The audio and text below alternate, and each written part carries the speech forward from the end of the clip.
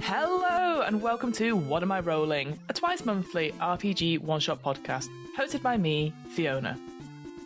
Or normally it is. If you've just joined us, we are in the process of building our own world using the complete Worldbuilding and author's step-by-step guide to building fictional worlds by Angeline Trevina. And yeah, so far I think it's going quite well. In each episode we sort of do about 5 prompts and then just sort of speak about it and write some notes and see where we get to with this. As I said at the beginning of the series, I've never really been one to do any homebrew stuff before or really make my own worlds. So this is kind of like out of my comfort zone, I think is the best way to put it. But as you've seen, we've kind of just grafted onto the real world quite a bit for this. But that's okay. Again, there's no such thing as bad world building. So just to recap, we have our genre and setting, which is basically like an urban Victoriana setting. We've had it in the late 1800s, early 1890s. Turn of the century type thing. We've got inspirations of Buffy, Angel, with a mixture of sort of maybe Hellboy and Suicide Squad, Misfits, all that sort of thing. But the sort of core concept of that, the undead walk among us and they need the help of a living. Fighting and violence is the last resort. And we've also added some fishing to this setting, which is great. So yeah, we had a thought about systems as well. Like, again, what I'm trying to build is like a world that could be systemless and we could use it in different things. And I've kind of put some notes here about like Vason, Hunter the Reckoning, The Between, Vampire the Masquerade, Trophy Dark, you know, those sort of like horror settings ultimately. I know I'm a bit of a horror person. And using those sort of inspirations. So what we're trying to nail down here is that there's supernatural goings on, it is folk horror, and there's an urban setting as well. Day 2 was drawing our map, and basically, because I'm really bad at map drawing and I just wanted to sort of get on with it, I've taken just an area of London called the Isle of Dogs, and we've kind of made it into more of a fictional version of it, probably a little bit bigger than what is seen on the map itself. I've made notes about political upheavals and dock riots that happen at the sort of turn of the century, which is probably going to be useful for us just to have that in the background as sort of context. We've looked at water sources, talking about the different canals and maybe the policing or the authorities going on those canals. I know later on we talked about having a fish market that sort of floats up and down the sort of fictional Thames, which is... we get quite fish focused, I think, last time, but I thought it was quite different and interesting. We also looked at places where there are important buildings. So we talked about the Marsh Wall, possibly, and then this place called Folly House, Mudshoot Park, West Ferry Printworks, Island Gardens, and the different wharfs as well. Which, again, if we're looking at a bigger version of the Isle of Dogs, we could add in as many wharfs and many different dock areas as we would like to. Landscape-wise, we talked about the soil being silty, and there's lots of clay and mud, which comes into our natural resources later on. There's also a peat layer in some places. Cobbled streets, gas lights, all that sort of thing. Canals in the middle, we've got a little bit of wildlife. We have noticed that some of the natural resources we have is that obviously water and clay pits. We've talked about a big, massive extraction site, which is probably not very environmentally friendly, but it's located in Island Gardens, just on the Thames area, and it's sort of eating away into the isle itself. We've also talked about Mudshoot Park, which also has horse breeders in, and I've kind of set it up that maybe that's where, famously, we get all the horses in London, or the fictional version of London, sorry, for Hanson cats stuff. They are a fine breed, so to speak. Why do people come here, I guess, was the other question we asked here. There's trade at the wharfs. We always need dock workers, and there's plenty of work to go around here, but there is no natural way, really, to grow food on the isle itself. Last time we also talked about sapient species, like what kinds of folk can we see living here? Sadly, the boring answer is human, mostly, but we have put a number, about 15% of undead also live here as well, and that sort of is a sort of umbrella term that covers reanimated corpses, ghosts, ghouls, small aquatic folklore creatures, because we are near the Thames, and I guess we could put anything in there. But the one thing we did make a note of is that the way the Thames underwater encircles this particular isle, it traps the dead for some reason on the isle, so that no dead can get in and no dead can get out, which is good, but also bad if something does get in, because then we have to deal with it. One of the interesting prompts from last time, we talked about food as well, like what kind of food is important to the isle. We have stuff like cattle, sheep and pigs and goats, maybe the farmers markets near Mudshoot Park, but they're not necessarily a priority. It's just enough to get by, so we're having to import quite a lot of subpar products, veg and spices. Fruit comes at a premium just to make things taste nice and have a little bit of sweetness in our lives, which are so grim. The markets that are put by the docks are sort of set up haphazardly, and maybe cost varies and stuff like that. It's almost like an Aldi whoopsall. You never know what you're going to get, and whatever you pay for, it's probably not going to be great either. We also talked about cold storage areas, maybe some of the more wealthy merchants that have a regular docking platform that might have some cold storage stuff. There's salt cellars, etc., to keep things preserved for a little amount of time, because obviously, if you don't, things will go rotten. But we did hit upon this idea of illegal fishing along the Thames. And then we went down a whole path for the fish, talking about like having a fish for a certain supper, maybe as a religious rite, specific fish that can be caught in the docks that nowhere else they can be caught. All these sort of quotes like teach a man to fish, he eats for life, sleeping with the fishes, all that sort of thing. The idea of giving fish-related cutlery out, like a fish knife and fork for certain things, like your first job, first paycheck, maybe a housewarming gift or a wedding gift. The other thing we had was like wedding customs are now based on the different fish types or different like kinds of fish rather than like the traditional anniversaries of like paper and wood and ceramic, etc. The custom is or the traditional sort of superstition perhaps of eating the fish that is related to your year of getting married, and then you'd have good luck for the rest of the year. So maybe there is superstition in that sort of sense, and some people maybe making illegal trades to try and get the right fish for their year, because presumably the longer you are together for, the rarer those fish are, and maybe the more dearer they are as well. And as I said, a floating fish market is nearby, which maybe is run by criminals, and there's quite a few police raids as a result. The final two prompts we had were farmed animals and natural predators, which we didn't do too great on, I think, but we did come up with the solution of like maybe the kinds of pets that we would have upon the Isle were ravens, which were used for communication, and then we just have a lot of foxes that are just super confident. They're a bit more like pests, perhaps, but they don't harm anything, they're just constantly there. The smog is the thing that kills maybe the sort of cattle and sort of the farmed animals. So as a result, at these farmer markets, they have to have certain masks, and maybe the quality of like, they've never breathed London air is factored into the price point as well. But yeah, we did come across a bit of animal cruelty, and so yeah, sorry about that, but they're not the focus of the stories I'm thinking of telling. But maybe in future, maybe there's something that could be changed. Natural predators, obviously we kind of thought about the prey that's around here, rats, ravens, foxes, etc. But we kind of was like, well, because we're focusing in on this urban setting, we're thinking of unnatural predators, so the undead, or at least our sort of focus is like, they could be preying on the living in some way.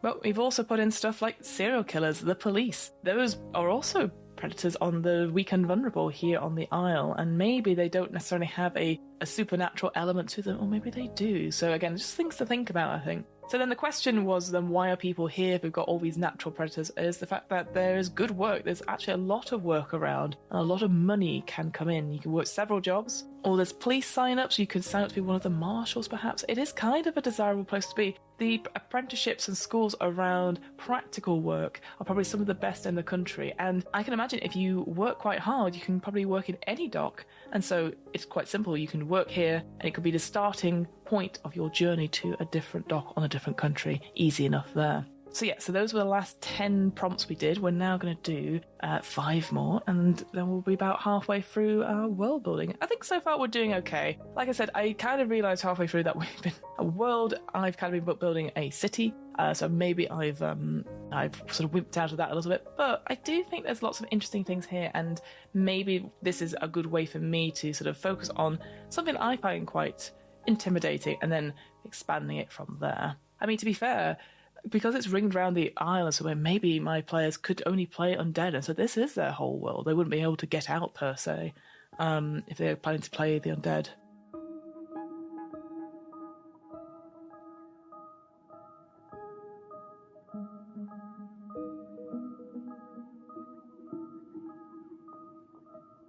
Day 11. Climate and seasons. The size of your map will determine how much variation you'll be building into climate and seasons. If you're creating several planets, they may all have individual seasons and climates within those climates. Remember that there are microclimates and localized weather phenomena. Think about the map you've laid out. If it's very sandy, you're likely to have a hot, dry climate with low rainfall.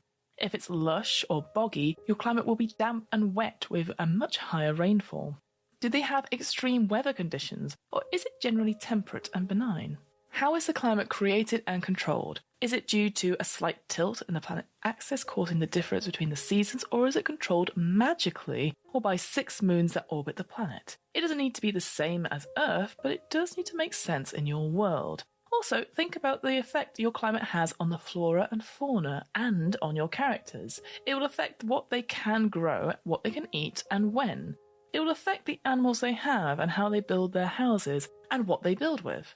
It will affect the kinds of jobs they have and how the day is set out, when their festivals and days of rest are, right down to affecting their mood. Climate may have changed over time. It may still be changing. What has caused this? Is it for better or worse? And is there a way to stop or reverse it? Do they have beliefs or superstitions about the weather? Little sayings and old wives' tales? Can they predict the weather? How? Also, how does that affect their lives? Write down some notes about the climate and seasons in the different parts of your world. Think about all the things that are affected by the weather. And remember the pool. You're dropping another pebble in to watch the ripples. Think about all the things that are affected by the weather. And think about all the things that the weather is affected by. All right. Okay, so Isle of Dogs, London, Victoriana. We've already talked about a smog-type effect. So that is a localised phenomena that happens certainly in London because of the industrialised processes that are used probably at the factories that are across the river, but also probably with the clay extraction stuff that we've talked about before. So smog is definitely one of the more regular phenomena that happens occasionally. I would say probably once a fortnight, several times a week. Maybe certain evenings make it stronger. So it's definitely something that happens early mornings, late evenings, that people get caught up in it. So smog for sure. Because I do love the idea that you're constantly trying to find people, or you're constantly trying to solve mysteries with this smog sort of background. So people have masks on to be able to breathe in it. The boats come out of it, drying the dock and everything like that. And you can't, everything's quite obscured, almost like a smeariness. I wonder, that's not really a weather phenomena per se, but that feeling of like, I imagine this place to be cold. I imagine it to be wet, probably because I'm a British person as well. So maybe that we do have the occasional bad weather, but it's either bad rainfall, but it's never floods or anything like that. Like it's just, storms are very rare, but when it rains, it pretty much pours. It's never an in-between. I think as a result then, that makes it like the streets are quite clean and clear most of the time. And maybe the sewer system is actually much clearer as a result. Like we have to keep those areas clean because it rains so much. And maybe actually going back to that job thing before, maybe there are people that work in the sewers to keep the parts of it clean, getting rid of all the horrible fatbergs and monsters that are there. I like that. I also like the idea, and maybe this is where this world is going to be different, that we have worked out how to predict the weather, and we actually have it constructed for us. And maybe this fits into that whole Marshall idea, is that for each region of this fictionalized city is that we have people that can change the weather through scientific means. There are hot air balloons in the sky where some alchemists will throw something, and therefore we'll be able to have, definitely on that Sunday, the Easter Sunday, we'll have sunshine for the whole day. Everything is so precisely controlled. Everything is controlled within an inch of its life. And maybe we know when it is. We have the 7-day forecast predicted for us in the broadsheets, and it will tell us exactly when it will start, when it will stop, how much rainfall, what we are expecting, anything unusual to look out for, so that every merchant that's coming in, every dock worker knows everything is sort of can be adjusted for it. Yeah, that could be interesting. And maybe this makes you think of like when you're a resident of the Isle, maybe one of your rights is that you're able to vote in having a day of a certain kind of weather, and you get like a lottery pick.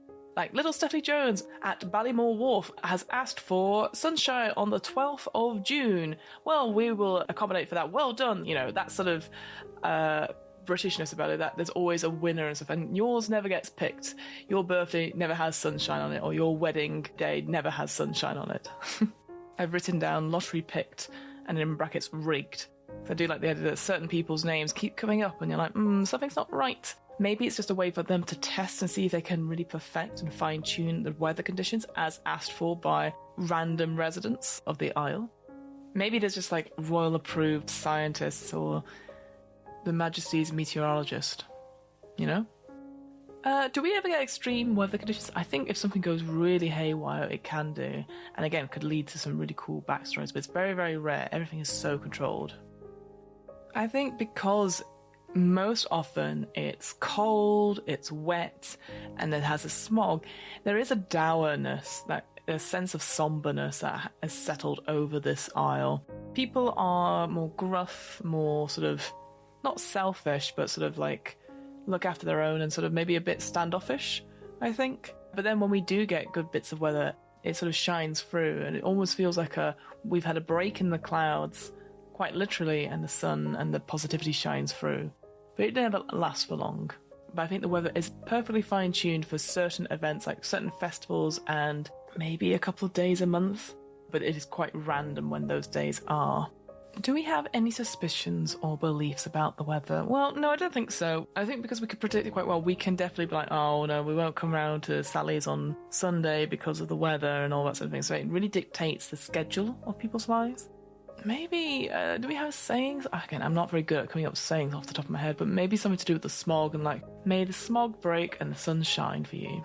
Some cool phrase that's much better than that, but yeah. I also think because it rains a lot more, there's definitely mud everywhere. Your shoes, no matter how clean you keep them, they're always like a little trail of mud. So that means everywhere you go, you have to wipe your feet. That is maybe a custom, perhaps, that you just always, by habit, just clean your feet no matter what you do, wherever you step anywhere, because you always have a bit of mud. And it's always a shock when people from out of this region come or out of this district come and visit, because maybe they do not do that. And maybe they have to be told as a sort of act of politeness. And also it makes me think that people's shoes are probably a lot sturdier as a result.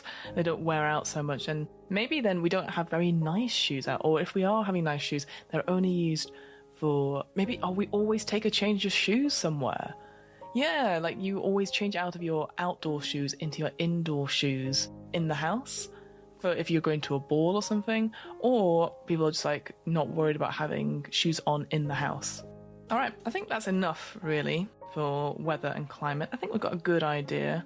Smog, rain, the dourness of it all. The sewers can cope with it, and there's always jobs for that. So we have the weather that's controlled by the marshal appointed to the scientists and our chemicalists, and it's always predicted as like a 7-day forecast in the broadsheets. Residents of this isle can vote for it, but it is a lottery pick, which many people think is rigged in some way. We don't have extreme bad weather because it's controlled so much, but it can happen.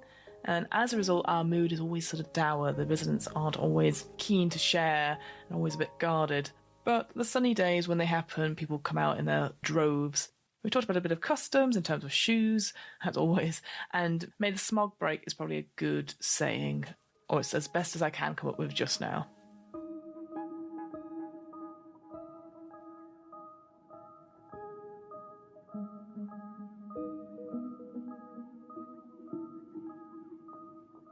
Day 12, Trade Routes and Travel. Look back at your map and start to think about trade routes and travel. How do people travel around your map, and how do they transport goods? Small goods and large heavy goods like logs and rock. You need to think about how long it takes to travel around your map and think about how perishable items might be transported. This will entirely depend on the technology available in your world. Must your characters walk or ride on horseback? Do they travel by steam power or in balloons? Do they have fast cars and airplanes skid around? Perhaps they can travel at the speed of light. Look who trades with who and find the most direct, easiest and cheapest route between them. Also, think about the cost of travel. Is it open to everyone? How much faster can those with money travel around compared to the poorer people? What advantage does it give them?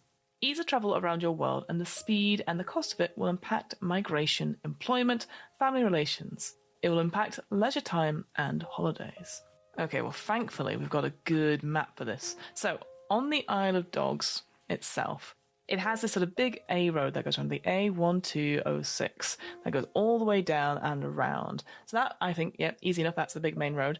And then across, over the top of it, we have Marsh Wall, which is quite a big road as well. And that is linked to the South Dock and the Millwall Dock as well. So those are the main places. And then, of course, there's little side streets and little alleys and stuff. I mean, technically, with this Isle of Dogs, we also do have the DLR service that goes over the top of it as well. If we're going to put this in the sort of setting that we've created, this 1800s-esque setting, 100%, the main way in and out off the island, these 2 points in which the A road comes in, will be Hansom cabs, I think, which is where various individuals up to like parties of 4 can get in and out easily. Maybe there's more of those bigger cabs that have people on and off, like almost like buses that they have that could come in and out. Maybe they're not as common, I think. Maybe there's a big schedule of them that come in and out each day for the dock workers, perhaps, if they are living off the island for whatever reason. So I do think people who work here probably walk around and go to places of work rather than take a horse or a Hansom cab or anything like that. I suspect as well, because we have the Canary Wharf district and then we also have Greenwich on the other side of the river, maybe instead of having the Docklands Light Railway we have as the tube currently, maybe we have like a steam-powered monorail train system. Rather than being on top of a bridge, it is like hanging from above. The line itself is sort of switched on top of it, so it's hanging above, which feels terrifying and modern, but I like that idea. And I think with the docks as well, like obviously we've got big ships coming in offloading stuff. Basically anything that is taken off a ship is probably put on a cart and horse somewhere to where it needs to go, certainly if it's in the city. If not, probably put on a canal boat or some sort, or a river boat to go to where it needs to go if it is accessible by the water. So I think river boats are definitely the other thing of like, once it's offloaded, then it's probably put into a smaller boat that can easily go around, because there's a lot more waterways, and it's probably quicker to do that and not be caught up with the foot traffic and the Hansom cab traffic as well. I wonder, with the replacement for the DLR, so that monorail, or the rail we'll call it, maybe there isn't a stop on the Isle itself. Or maybe they're in the process of building one. Maybe before it has become a hub and stuff, the architects of creating the rail didn't see fit to put any stops on it. And so you start off in the Canary Wharf area, and it just happens to go over this area, goes over the river, and then you get off in Greenwich. But they are in the process of building ones here because there is a call for it for the wealthy to be like, well, I want to be where my stuff is, rather than going to Canary Wharf and then taking a Hansom cab for 15 minutes. So I think that'd be a cool story point, that they are building a station somewhere. Maybe Cross Harbour. We'll put the station in Cross Harbour. That'd be good. Maybe rather than monorail-esque, maybe that's too much. I like the idea that maybe it is that, but maybe we have like, again, this is a very London reference, but the Emirates line, the one that's got like the little hanging baskets sort of thing that goes over, maybe that's what we have instead. And maybe it's been upgraded.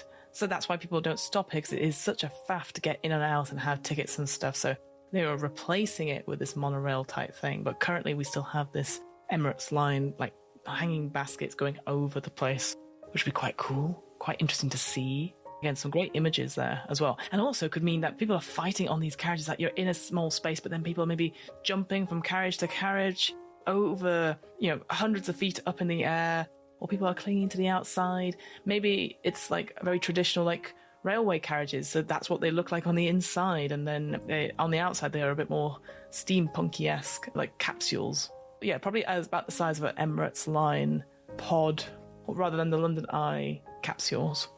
And I think those pods aren't necessarily open to everyone. There is a fee for them as well. People most of the time do walk, and if they need to get over the bridge to either Canary Wharf or somehow get to Greenwich, it's either through boat passage or over the bridge, walk, and then get on the line, the carriage-esque, and travel over to Greenwich. Overall, walking for workers, Hansom cab and buses for those slightly richer people that have those sort of things, and maybe that is a service that is provided by the docks to a certain extent. It makes me wonder as well if there's any like hotels or housing for the wealthy merchants that are sort of visiting and then picking up their stock as well. Maybe that is provided somewhere, which could be quite interesting. But then we have like this monorail stuff that's being brought in. I think if you look up, you will see the odd hot air balloon, but that is dedicated towards the weather system. And so it'll be very unlikely that the common individual will be able to access that. But yeah, riverboats and walking and Hansom cabs.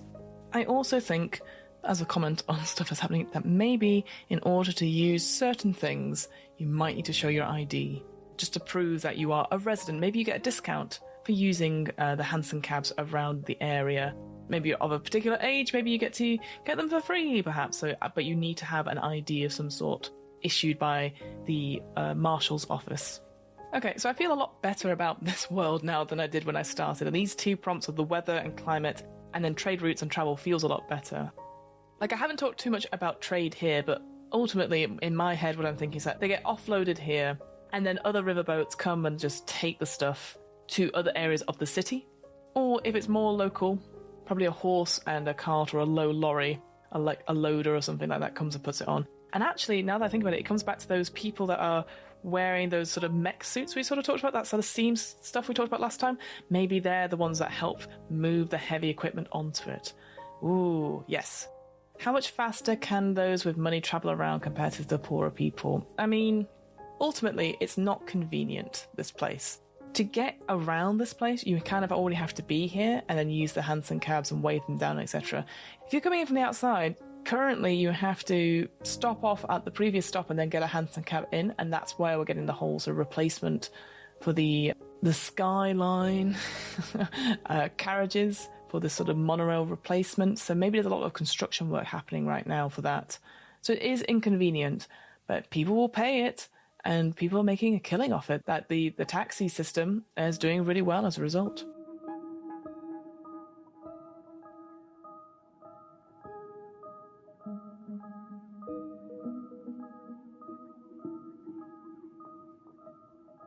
Day 13, important trade towns. If your trade routes are long, featureless expanses in the distance, then taverns, inns, spaceports, and entire towns might crop up along that route, taking advantage of wealthy merchants in need of rest, refreshments, and refueling. Where are the markets? Which are the big popular markets, and which ones are smaller? Where are the everyday goods produced and sold? And where are the luxury, rare, and expensive ones made? Where do people go for the most sought-after goods?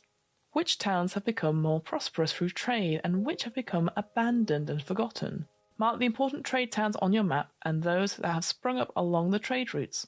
Think carefully about their position in relation to the natural resources, both where the resources are and where they aren't. Large, important trade towns will have several routes in and out. Consider the security of them, as well as the ease of access. Perhaps there are large train stations or bus stations. Maybe there are huge spaceports. Perhaps those with stable room to spare make a fortune on market days. Keep bringing it back to the character level. Think about how such things impact them. So whilst it's not a trade town, it's a hub so far, I think we should come up with 3 spaces, 3 actual wharfs that maybe are the main ones. We'll probably put one near the South Dock. We'll probably put one near West Ferry Printworks on that side, so maybe north, east, and west. Because Island Gardens has that whole sort of clay pit extraction thing that's going around the south. Tell you what, for ease, why don't we go to Fantasy Name Generator and come up with some wharf names? So typically they don't have any wharfs, any markets, do they have any trade? No. You think they would have some market name generator here, but I can't seem to find it quickly. I do have street names, but maybe we can have the docks named after them. Shop and business names. I'm going to go with street names generator and see if we can get any good ones there. Oh, okay. We've got Bliss Street. Maybe Bliss Street Wharf. That'd be pretty good, yeah. Let's put that one down. Ooh, Stone Lane. Stone Lane Wharf could do. Stone Lane Dock could also do, yeah. Clearance Row. That'd be quite fun. Commercial Avenue is probably too much on the nose, as is Canal Lane. Oh, how about this one? There's Bridgewater Lane, but let's call it Bridgewater Wharf. How's that? Bridgewater Wharf. I mean, to be fair, I could have also looked at, old dock places and wharfs on the Isle of Dogs, couldn't I? Maybe I'll do a quick Google for that now. Yeah, we've got stuff like the East India Dock, which is technically not on the Isle of Dogs, I would say, but sure. I've actually had to go onto the actual map because I've not found anything interesting. Old Belgate Place could be an interesting one. Amsterdam Road. Oh, Dudgeon's Wharf Firefighters Memorial. Pierhead Lock. Oh, of course, we've got locks as well. I've forgotten about those. Lotus House, I see here. Oh, that could be another one. I can write all these ones down. Felstead Wharf as well. Plymouth Wharf. Oh, I've just realised by looking at this map that we also have the foot tunnel that goes to Greenwich. That probably goes into the trade routes and travel. So okay, yeah, we'll keep in the foot tunnel to Greenwich, but that is, again, you'd still need like an ID to use it, and maybe only a certain number of people can go in over, at certain times of day, because it's such a dangerous tunnel. There's been leaks, there's been maybe not cave-ins, but that sort of thing, like that it keeps having to be repaired, and maybe it's haunted. So there, I completely forgot about the foot tunnel. But also, it makes me think of, like, at a certain point, if ghosts are trapped there or things are trapped there, they can't move, they're sort of stuck there. So maybe there's like some sort of supernatural gang that sort of haunts that things, and maybe people get claimed that they've been robbed, or maybe there's been like reports of being assaulted by ghostly apparitions that demand money, and when you can't give them to it, they just attack you. Woo! Alright, that's good, that's all done. Lotus House was this one. Alright.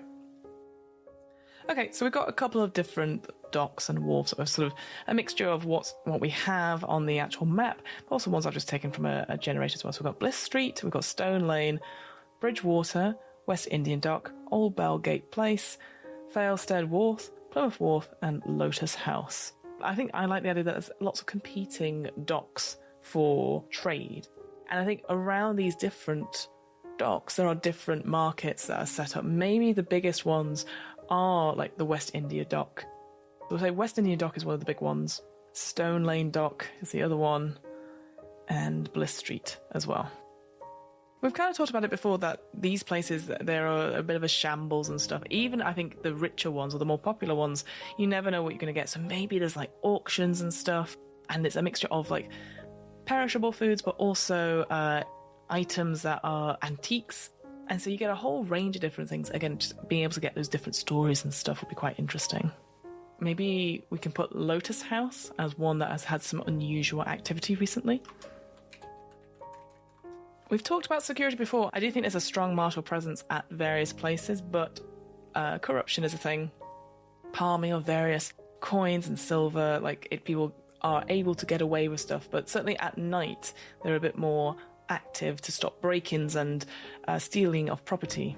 So we'll put West India Dock is on the west side of the isle. We'll put Stone Dock on the east, but probably lower down, because we want to have Lotus House in where it is, which is sort of higher up on the east side. And then we'll put Bliss Street up on the north side. And then we can dot the others around when we need to. All right.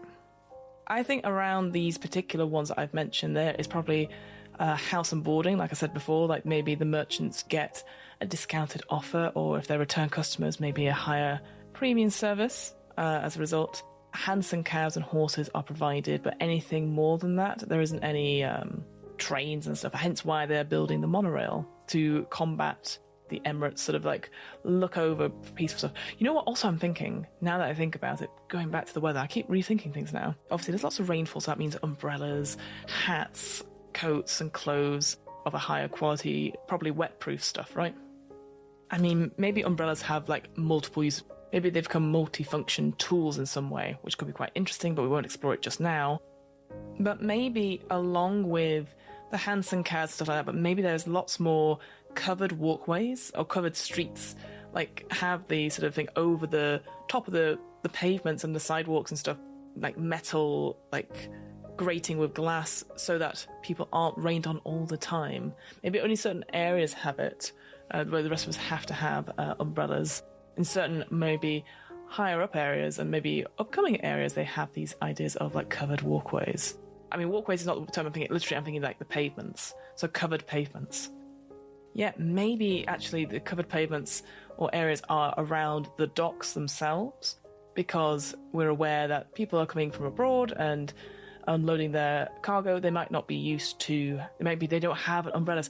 Maybe they get, as part of the service, a free umbrella, you know, like one of those freebie things, and you always get a fine make of umbrella. Oh, absolutely, yes, absolutely.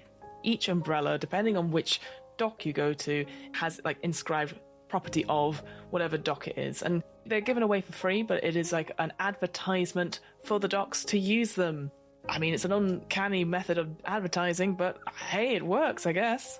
Welcome to London. Here is your free umbrella, courtesy of the Bliss Street Wharf or the Stone Lane Dock. Lotus House provides you with it, and they're all different styles and brands, and they all have like a monogrammed like logo in. Yes, okay, I'm on this now. I'm loving this, because that sort of stuff ends up in Sherlock Holmes's things, like, oh, a business card or a calling card, and he goes, oh, what is this logo? It is of this business that has a very bad reputation. Well, we best go there immediately. Yeah, so why not an umbrella?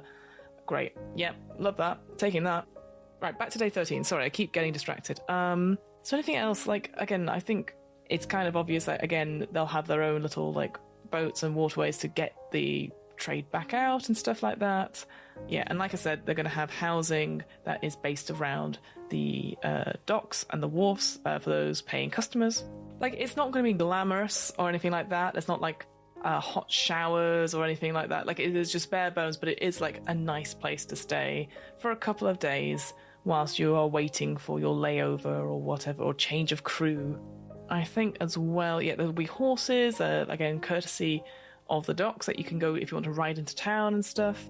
Maybe you'd even get a personal driver or two. Again, depends on how much you're paying. But I think stuff like food and stuff like that, you wouldn't necessarily get anything, but you get recommendations for local places to eat, restaurants and such, which we haven't really touched upon here, but I assume like that sort of food and whatnot, you would actually, maybe you would go out of the town for. Like, it is a working place, the Isle. It's a working dock and fishery, so like you can stay here and stuff like that, but we highly recommend go check out the other sites that are not on the Isle.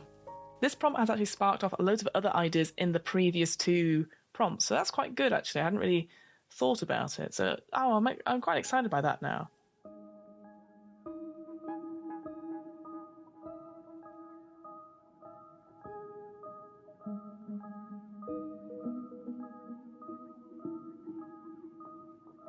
Okay, day 14 is education.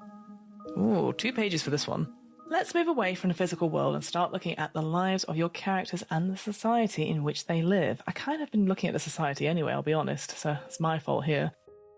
Are children educated in formal institutions such as schools, or are they being taught at home? At what age does their education begin, and at what age does it end? Think about the stages in between, moving on to different schools or college or university. You'll also need to consider who is offered an education and what kind of education is offered to who. Is education equally accessible by rich and poor, boys and girls, in rural or urban communities? Is it open to every religion, culture, race and species? Perhaps the schools are separated by some of these things, and maybe different educations and different standards of education are taught to each demographic. Are children educated to give them the best chance in life, to offer them the opportunity for social mobility, or are they simply prepared for the labour market according to their social class? Think about the curriculum. Which lessons are taught? Is the curriculum the same across the world, or does it differ by area or by individual school? Perhaps there are subjects that are forbidden and books that are no longer allowed in schools. How has this affected education and the lives of the younger generations? Maybe these forbidden lessons are still taught at home or in underground schools. Is education compulsory? What is the punishment for not attending schools, and is it given to the child, the parent, or both? What is the punishment for learning something you shouldn't be learning? Is education free? If it is, think about how it is funded. If not, think about who can afford it and what happens to those who can't. Are there scholarships to be won? What happens with particularly gifted children? Are some talents revered whilst others are condemned? Are all the children taught in the same fashion, or are their lessons tailored to the way they learn best? Education is the foundation on which society and the labour market is built. It is important to think about how the education has changed over time and why, and how this shows in differences between generations. This gives you another avenue for conflict and tension in your stories. Ooh, this is interesting. Alright, where should we start? Okay, I think, because we set it in an urban place, there's a lot of labour and trade stuff going around, I am going to presume that a lot of the people here are poorer as a result. But I don't think it matters about your gender or sex per se. You know, you are fit to work no matter who you are. There's lots of work going. People, unfortunately, fall to accidents all the time. So they need people who are good and strong and can read, can do custom stuff, can do simple math, all that sort of thing. So I think, as a result, anyone can go to these schools and are encouraged to. They're not forced to at all. But it's beneficial because maybe then if you go to school at 5, learn the sums, learn to read, etc., and then put through physical education in the sense just make sure you're good and strong and healthy. Maybe this is the thing as well. Maybe the schools are providing like with free lunches and free activities and stuff.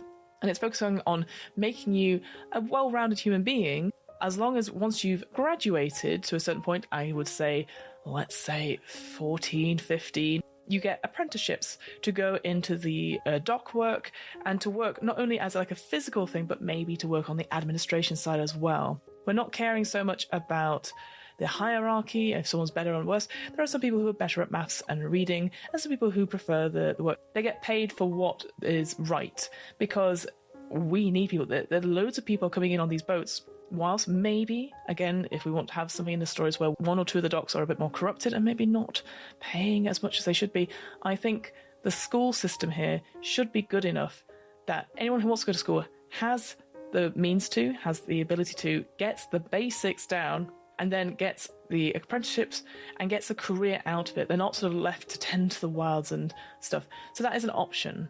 I don't think it's forced. I don't think it's forced at all. But then why are you living here? I guess is the question. It's not like, oh, you don't want to go to school, that's fine. And maybe as a result, children are employed as messengers to various factions, maybe as part of the Marshal's office as a way of communication. Maybe we've talked about the raven stuff before. Maybe they are rearing messenger birds, so like ravens and stuff like that. So I think there's a whole lot of options. I think what limits you is that if you are living here, these are the options provided. If you don't want to go any of these options, you don't have much choice. You might have to go somewhere else, but what is provided is a decent standard, enough to get you on the first step of the ladder, so to speak. Because like I said, my idea would be that if you're on the docks and you're working, that's what I was talking about before, was that idea of docks. Once you're working there, if you get to a really good level, you could work at any dock in any country and stuff. Being prepared for that's what I think you're being prepared for. If you live here, here is the option, and it is a well-oiled machine. Maybe we have some of the best, not dock workers, but best labour market for it, because they are educated, they know, and they unionize and they fight for the rights to be protected and stuff like that. So I think maybe the higher ups are very aware that they could have a volatile workforce, so you can't treat them badly. You've got to respect them as humans as a result. That was a really wild tangent, but that's what I think. I think it's open to any gender, any sex. It feels like in this particular area it's going to be much poorer, but what you are provided for, it's almost like a path for life.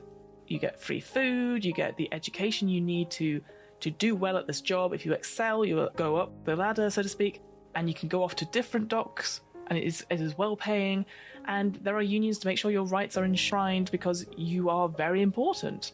Similarly, I think it's open to every religion and culture.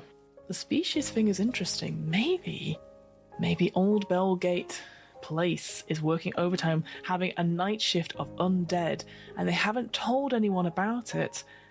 And that's the whole thing about that is infringing on their rights as the undead, and maybe we have to deal with that in the story somewhere. So I don't think anything is separated by different educations for different standards. I think everything is lumped together. It's just a single basic standard. I also think that there is also, once every 6 months, there is health checkups to make sure that people are progressing well. I will say I'm not entirely sure what I'd do if the children fail their medical checkups in some way. Maybe that's what we come to, the punishment for not reaching a certain standard. So I don't think there's any punishment for not attending school, but maybe for not reaching certain standards, which again could lead to some conflicts.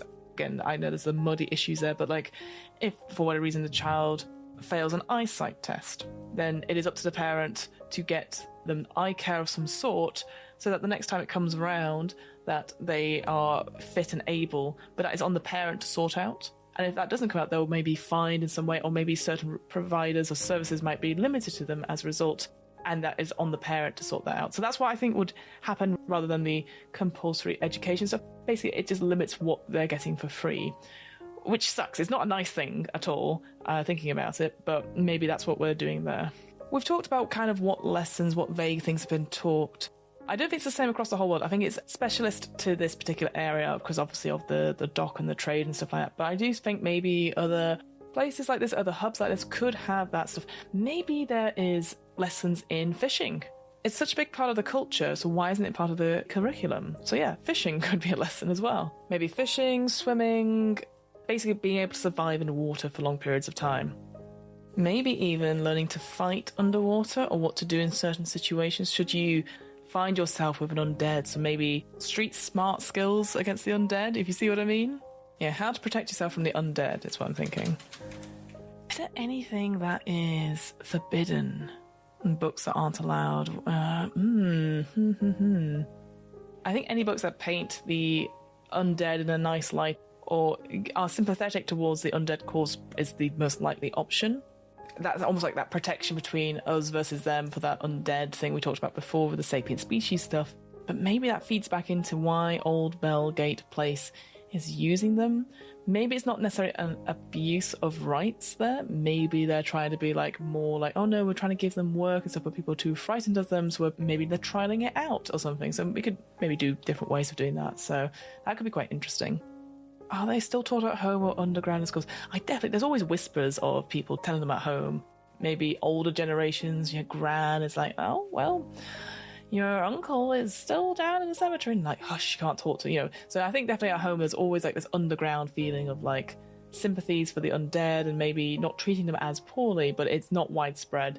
And certainly it is frowned upon in polite society. What it does make me think of as a story hook, perhaps, is maybe having at some point a political rally where maybe the marshal is appointed in some way, but maybe has to, for whatever reason, step back, and then new people are putting themselves forward, and one of them is an undead candidate of some sort. And it's trying to bring to light the light of how mistreated and misjudged the undead is. That could be quite interesting. And maybe then it opens to the fact that maybe we need both a living and an undead candidate, and that they have to work side by side and coordinate their efforts together. That could be really interesting, actually. Ooh. Is education free? I think it's free. I think it's taken out of people's taxes, but it does mean that everyone has a good start. If you're living there, it's quite a good deal. This is one of the best places to become a dock worker, and you get quite a lot out of it, I think, as well. Like a mixture of like not only food, education to a certain standard, but also activities as well. That it's almost like what's the word? Not daycare, but like you have after school care whilst your parents are probably still working at the docks before the shift changes. What about particularly gifted children? Well, some talents are revered whilst others are condemned. I wonder, like particularly gifted children. Obviously, they excel if they're in certain areas. So, for example, if they're very good at sums, if they're very good at reading an invoice, or if they're very physical, then sure, they're going to go very far because they go into the labour market and stuff. But I wondered if any of them, if they're gifted with music or art, which I think would be offered as extra activities rather than a focus on them. I think they may be put into, or maybe they're approached to be part of a programme which is more the customer service side of dealing with people, or creating the interiors of the docks, like for those people that can visit. Maybe there's a program there, which means that they can easily get out of it and aren't crushed. Their spirits and their creativity isn't crushed as a result. It's not a great answer, I don't think. Ultimately, I do think that anything that is particularly gifted is probably crushed out of them, stomped out of them, because they don't get very far. But I wonder if there is like a specialist program that maybe one of the docks does, maybe Plymouth Wharf does, that any gifted children that they can go and create stuff that will be used in all of the docks, in their sort of the residential houses and stuff. So yeah, I haven't really foreseen if there's any like galleries or any like artistic places on the isle itself, because I don't think there is. Maybe it's like a community effort thing, maybe like, artwork from the wharfs, that sort of thing, perhaps. Maybe. Cool. All right. There's some ideas there, I think. I mean, obviously not all of them are all fleshed out, and I definitely need to go back over it. But yeah, I think those are all right so far.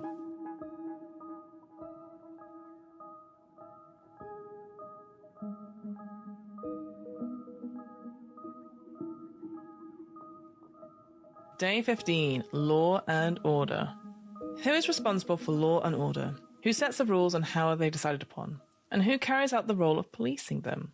Perhaps there is no formal law or order in your world. Perhaps each community looks after it themselves, setting their own rules and dishing out punishments. Remember that if you're mapped more than a single country or area, then there may be different systems in place across your world. How is innocence and guilt decided? A single judge, a jury, a monarch, an elder, a council, or some kind of challenge and physical trial.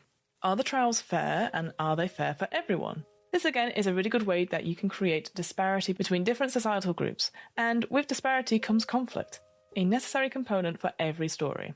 Think about the punishments, and what kind of punishments are given for which crimes. Are punishments focused on vengeance, justice, or do they focus on rehabilitation and forgiveness? If your world has a police force, think about the hierarchy and the different ranks. Who can rise to which rank, and how do they get there? Who has superiority over who? And who, essentially, has the final say over everything. If you have different creatures in your world and beings with magical and paranormal abilities, do they need different punishments specific to their kind? Do they require specialist cells to hold them? Are there ways in which their abilities can be controlled or stopped? Is this reversible? Ooh, okay. Right, so we've talked about this before. We think overall, responsible for the law and order of this place is someone called the Marshal and the Marshals, which I appreciate. I haven't really got a really good name for them yet, but they are ultimately the overview, the governor, etc. of each district, region, and we have them set at Folly House. That's where all their sort of decisions about the Isle come from, for sure.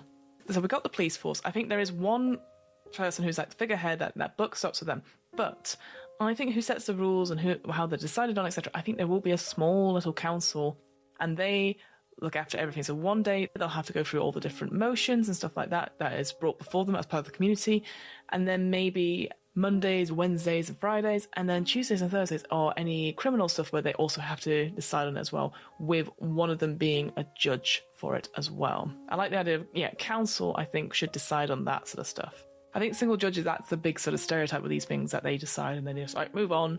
But I think a council of some kind would be quite cool, because then you can have lots of different NPCs that come in here. Yeah, I don't really fancy doing any challenge or physical trial to determine if you're innocent or not.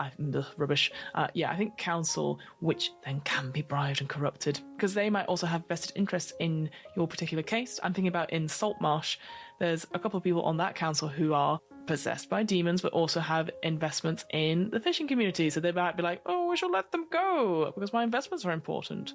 I think they can be corrupted and they have biases as well. Maybe we'll have a council of, say, 5, and the Marshal is the 5th person on that as well.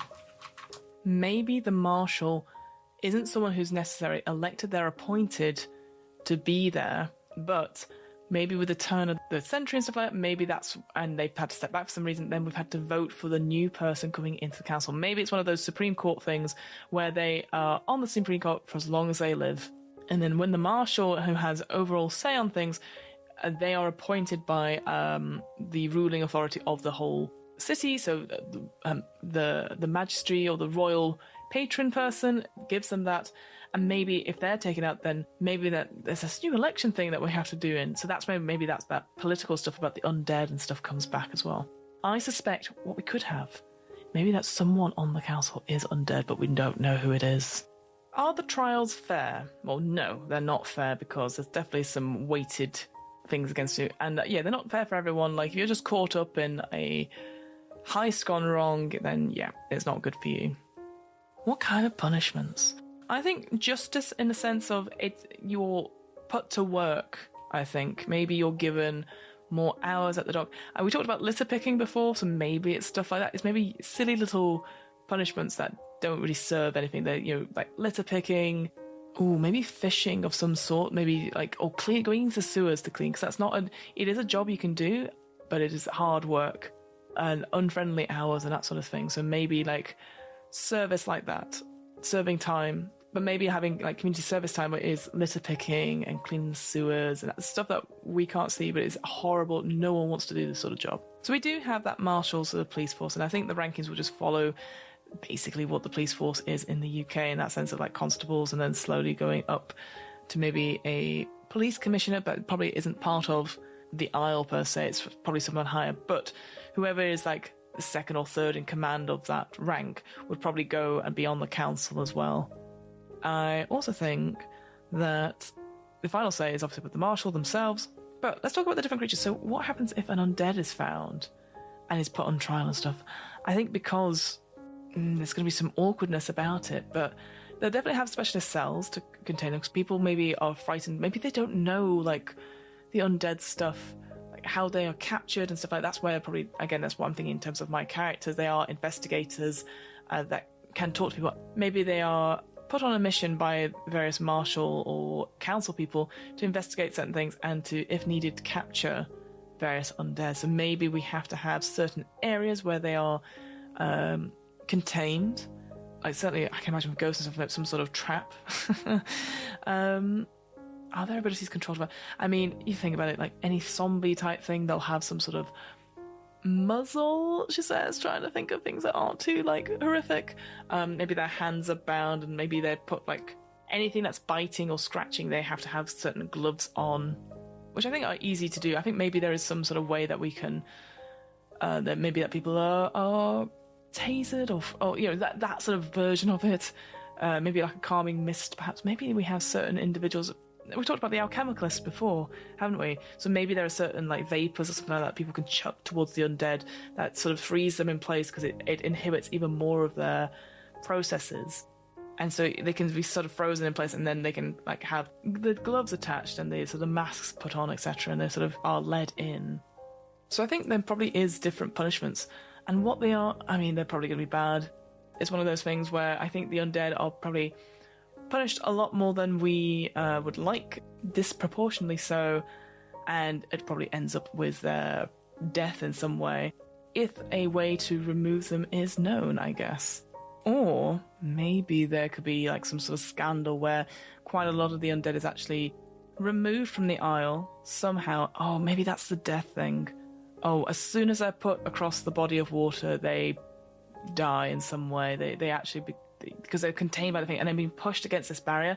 It is akin to almost like an electric chair or a lethal injection. It is so painful that they just die. But maybe there has also been cases or scandals where Greenwich has found that some of the undead that were on trial or were on the Isle have now been found on the shores of their district, and they don't know how they've got there, which indicates that maybe there's a breach in the water boundary somewhere, perhaps, that they can come over. Maybe it's weakening in some way. So maybe something to do with the Greenwich Foot Tunnel, perhaps.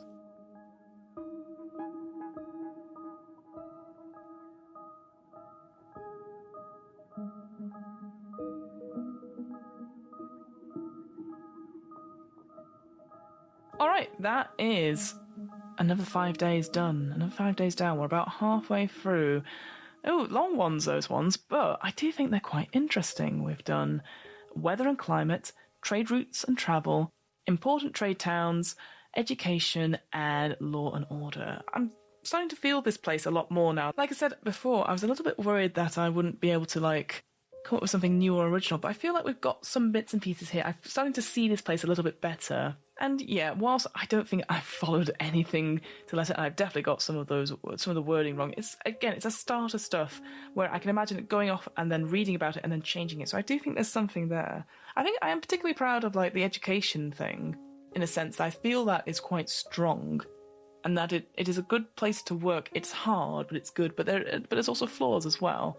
Because I think the problem with this kind of setting is that you can easily be like, it's all doom and gloom and terrible, etc., because of the weather, because of the undead, etc. But I do think it's quite strong, and it's seen as a proud thing. And even if those people who don't necessarily get very well, I mean, there's other things that probably don't work well. Yeah, I am quite proud of that particular bit. And the trade routes and travel, yeah, I mean, I love the idea of this Emirate line, like pods going over in the smog. And yeah, I can imagine that opening up and you see the Isle. And then you can see these weather balloons like trying to manipulate the fog and stuff to make sure that we have a really nice Maybank holiday, you know. But there you go. Those are the days 11 to 15 for the World Building Guide. I hope you're enjoying it so far. I'll be back next time with some more of them, hopefully. Yeah, and please check out the Complete World Building, author's step-by-step guide to creating worlds by Angeline Trevina. You can get it on her website. Yeah, I'm excited to see where this goes, and thank you so much for bearing with me whilst I'm sort of getting back on my feet a little bit. We've got a couple of actual plays on the way soon, so you don't have to listen to my voice for too much longer, I promise. Well, you kind of do, because I am part of it, but you see what I mean.